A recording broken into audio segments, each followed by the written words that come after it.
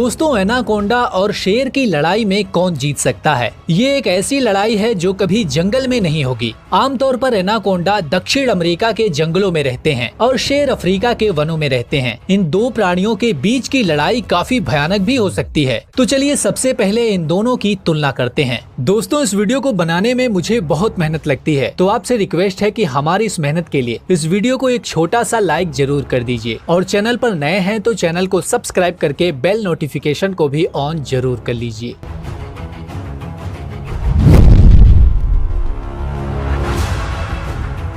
दोस्तों, हम आए दिन अक्सर 10 से 15 मीटर सांपों के बारे में पढ़ते या सुनते रहते हैं, परंतु वैज्ञानिक तौर पर साबित किया गया है कि एनाकोंडा की लंबाई मात्र 7 मीटर थी और उसका वजन 200 किलोग्राम था। सामान्य रूप से एनाकोंडा की लंबाई 3 से 5 मीटर तक होती है और वजन लगभग 30 से 100 किलोग्राम तक होता है। एनाकोंडा की तुलना में सिर्फ अजगर लंबे होते हैं, किंतु वो एनाकोंडा से ज्यादा ताकतवर और भरावदार नहीं होते। अजगर छोटे शिकार का पीछा करते हैं, जबकि एनाकोंडा बड़े प्राणियों का शिकार करते हैं।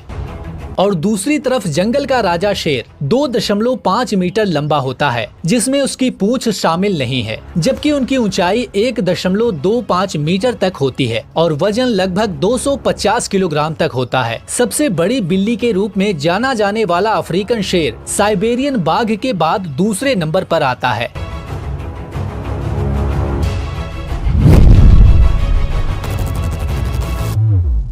दोस्तों, एनाकोंडा विषैले नहीं होते। ये अपने शिकार को जकड़कर मार डालते हैं। जब तक कोई भी प्राणी उसके पास से गुजरता नहीं, तब तक वह पानी के अंदर छिपे रहते हैं और जब शिकार ज्यादा नजदीक आ जाता है, तब ये शिकार को पकड़कर उनके शरीर को जकड़ लेते हैं।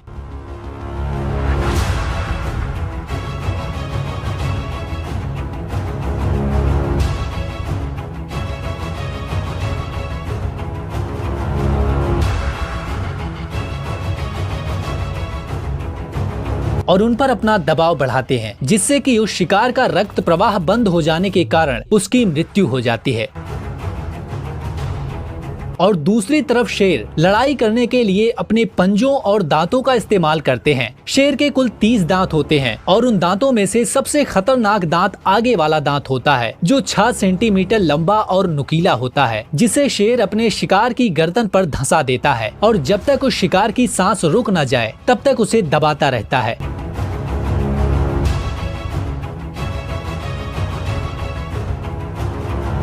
शेर के शक्तिशाली पंजों पर 5 नाखून होते हैं, जिससे वो अपने शिकार को पकड़ कर रखता है और पंजे से भी हमला करता रहता है।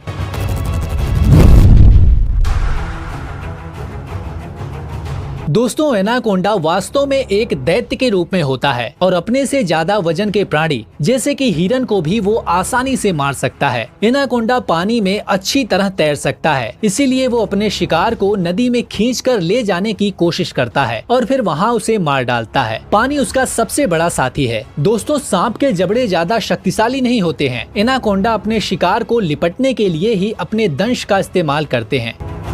दूसरी ओर शेर ज्यादा ताकतवर और मजबूत होते हैं और वो अपने से बड़े और भारी कद के प्राणियों को भी मार सकते हैं। एक भैंस का वजन लगभग आधा टन तक होता है, पर शेर अपनी कौशल्यपूर्ण लड़ाई से उन पर हावी हो जाता है और उनकी गर्दन पर अपने जबड़ों की पकड़ मजबूत बनाने के लिए वो उस पर निर्दयता से टूट पड़ता है।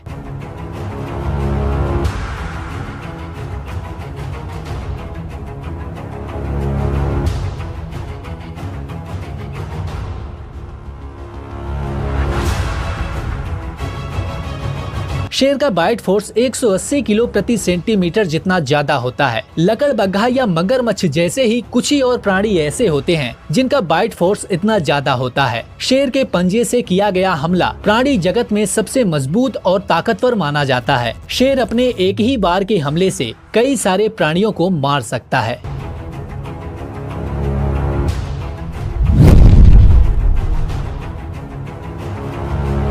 एनाकोंडा अपने शरीर पर किए गए हमले के बचाव में कुछ नहीं कर सकता, क्योंकि इनकी चमड़ी बहुत ही पतली होती है, जो कि मुश्किल से उनकी सुरक्षा करती है और उनकी मांसपेशियां विशाल व लचीली होती हैं, जिससे जब उन पर हमला होता है तब वो उस हमले का अच्छी तरह से सामना कर सकते हैं। एनाकोंडा का छोटा सा मस्तक उनकी सबसे बड़ी कमजोरी होती है, जिससे वो पूरी तरह से निस्सहाय होता है। इसीलिए जब एनाकोंडा पर हमला होता है तो वो अपने सिर को बचाने के लिए उसके चारों तरफ अपने शरीर का घेरा बना लेता है और अपने सिर को छुपाकर अपने आप को बचाने की कोशिश करता है।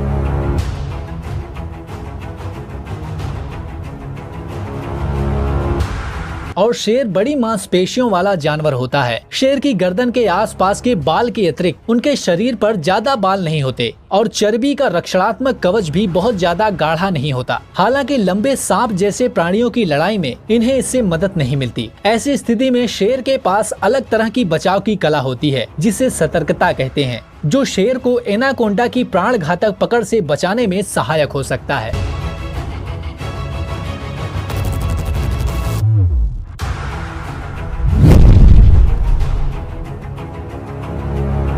दोस्तों, एनाकोंडा पानी में अच्छी तरह चल सकता है और पानी में वो तेज गति से तैर भी सकता है, जबकि जमीन पर वह धीमी गति से चल पाता है।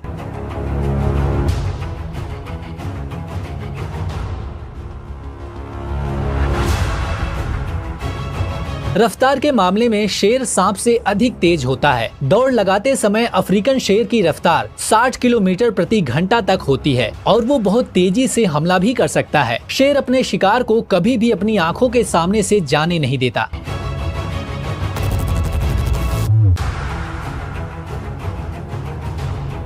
हर एक आहट पर शेर सतर्क हो जाता है। दोस्तों, एनाकोंडा और शेर का सामना तब होता है जब वे दोनों एक ही जगह पर रहते हों। वो स्थान नदी का किनारा भी हो सकता है, जहां पर सांप अपने शिकार की तलाश में बैठा रहता है और वहीं पर खूंखार शेर अपनी प्यास बुझाने के लिए भी जाता है, जहां दोनों का सामना हो सकता है और दोनों अपनी अपनी ताकत दिखा सकते हैं। सांप कभी भी शेर पर पहले हमला नहीं करता, क्योंकि इससे सांप को खतरा रहता है। ज्यादातर जब शेर को खतरे का आभास होता है तो वो ही पहले सांप पर हमला करता है। दोस्तों, इस वीडियो में आप देख सकते हैं कि शेर सांप को पानी से बाहर निकालकर जमीन पर लाने की कोशिश करता है, जिससे कि सांप घायल भी हो सकता है और वो आगे की लड़ाई में असमर्थ भी हो सकता है।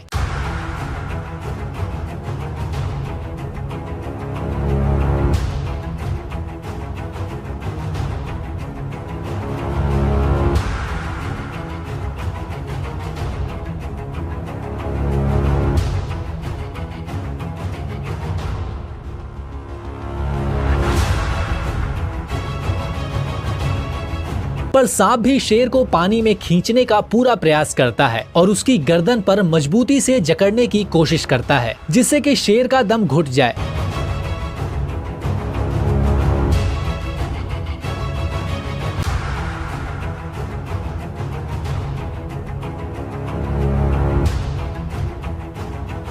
पर सांप भी अपने आप को खतरे में डालना नहीं चाहता, इसीलिए वह अपने सिर को शेर से दूर किए रहता है और दूसरी तरफ शेर भी अपने मजबूत दांतों की पकड़ और खरोंच से सांप के चंगुल से मुक्त होने का प्रयास करता है, जिससे कि वो फिर से सांस ले सके।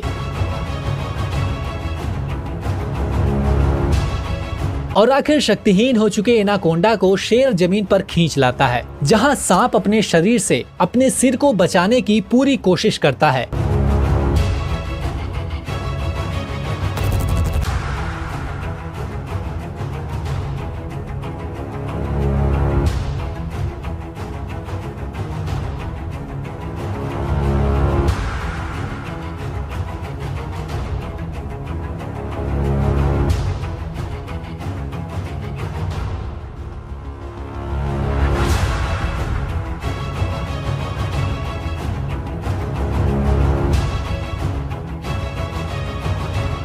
लंबी लड़ाई के बाद सांप अपने शरीर पर हुए हमलों की वजह से अपना दम तोड़ देता है और इस लड़ाई में शेर जीत जाता है।